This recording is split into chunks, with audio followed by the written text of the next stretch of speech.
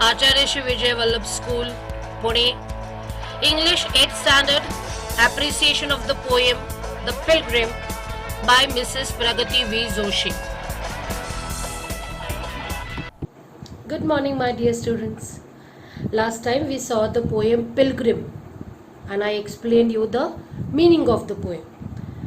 Now, before going ahead with the question answers and the figure of speeches, let us first write the appreciation of poem. Now, I am going to share a PPT image with you on which I have written the points on which we have to write the appreciation. We had done this for the first poem already. I know that you must be remembering, but consider this as a revision because this question comes for us up to 10th standard, as I said earlier, for 5 marks. So what are the points for appreciation of the poem?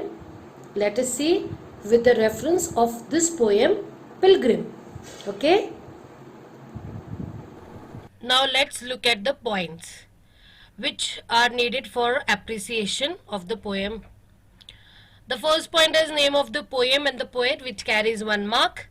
Then the rhyme scheme of the poem, which carries 1 mark. Figures of speech in the poem, which carries again 1 mark. And then you need to write the central idea or the theme of the poem, which carries 2 marks. So together it is of 5 marks.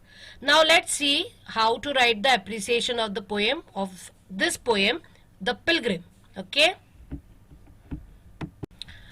Now see, The Pilgrim is a poem where poet is anonymous, which means the name is not made public or isn't known to anyone. Okay. So in the first sentence itself, we wrote about the poem's name as well as the poet's name. Now let's go ahead. The poem's rhyme scheme is different for each stanza. In the first stanza, it is AA, B, C, C, B, B. Whereas in the second stanza, it is AA, B, B, C, C. And in the third stanza, it is AA, B, B, C, C and D, D. Now the next point. There are different figures of speeches used in this poem like alliteration, inversion, tautology, personification, interrogation, etc.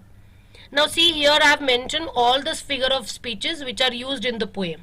In the next slide, we'll see the explanation of at least one figure of speech which you need to give here. Okay. Now, like in the line, to the fair-haired youth may a pitfall be. Inversion is the figure of speech which is used here. Here the words in the line are arranged in an inverse manner, that is upside down, to add to the poetic effect. The correct order should have been may be a pitfall for the fair-haired youth. Now that's the reason why this line has been used, the figure of speech which is inversion. Now let's move to the next point, and that is the central idea. The central idea of the poem is one must be selfless enough to share life's experience with the next generation, enabling them to travel along the journey of life by avoiding the pitfall. Now here actually we end with the writing of appreciation of the poem. The central idea has to be written into at least 2 sentences. So that's where we come to the end of appreciation of poem. Wasn't that easy? If you notice the few things in the poem, always, whenever you are doing any poem, the name of the poet, the name of the poem correctly, the spelling should be written correctly, then you get 1 mark. Then you should know the rhyme scheme of the poem. We have done this, how to identify the rhyme scheme of the poem already, into 5th, 6th, 7th classes also. So rhyme scheme has to be written very well. You can use your pencil and write it on the textbook. What is the rhyme scheme of the poem? Okay. And further, the figures of speeches. Of course, as and when we come across the poems which have different types of figures of speeches, we'll be doing them.